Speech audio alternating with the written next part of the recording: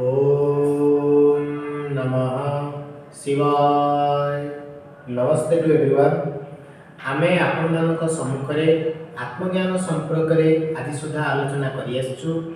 आज मैं आपण मानक आ किछि कहबी।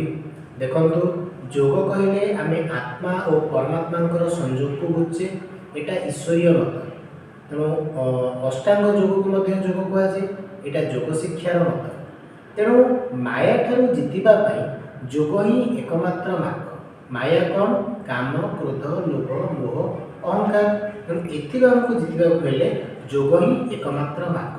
तेणु ये जो समग्र सृष्टि भगवान भगवान सृष्टि को संरचना करिसेंती। तेणु भगवान होचंती सर्वशक्तिमान।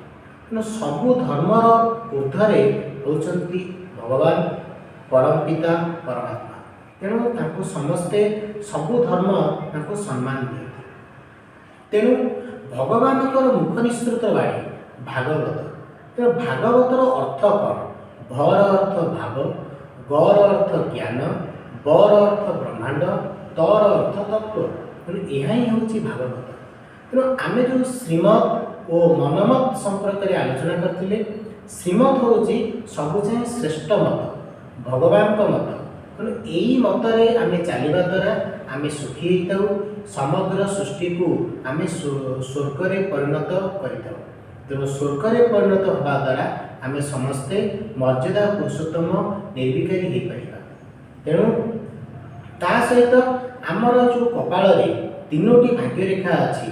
तीनोटी भाग्यरेखार अर्थ हूँ गोटे हूँ प्रभु पालन, गोटे हूँ श्रेष्ठ पाठपढ़ा, आउ गोटे हूँ श्रेष्ठ मतर प्राप्त। तेणु आम योग को अनुसरण करने द्वारा आम परमात्मा सानिध्य लाभ कर। सहित श्रीमत चलवा द्वारा आम स्वदर्शन चक्रधारी हो पार। तेणु प्रकृत योगीर लक्षण कौन? ध्यान, योग, धारणा आउ सेवा। जदि आम प्रकृत योगी होगा चाहिए, प्रकृत निर्विकार होगा चाहिए, तेरे ध्यान, योग, धारणा, सेवा हूँ मूल लक्ष्य बा मूल कर्म। तेणु मोर आपन कहया कथा श्रीमत चलतु। समग्र सृष्टि को सत्मार्ग में परिचालित करंतु। देखिए ये समग्र सृष्टि स्वर्ग भली लगे। तापर भगवान जो सृष्टि को तैयारी करछंती, ये सृष्टिर मूल आधार भगवान रखिछंती सृष्टि, पालन आउ विनाश। जेतेबेले सत्य युग आसुची, तापर तृतीय युग आसुची, तापर द्वापर, तापर कली। जेतेबेले कली युग आसुची, कली युग शेष में अधर्म तले अधिका बढ़ी जाऊँगी। सेतेबेले भगवान अधर्म को नाश करी धर्म को पुनर्स्थापना करुछन।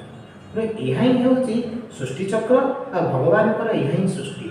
भागवतर अर्थ हूँ या आ स्वदर्शन चक्रधारी अर्थ या आ प्रकृत योगीर लक्षण हूँ ध्यान, योग, धारणा आउ सेवा।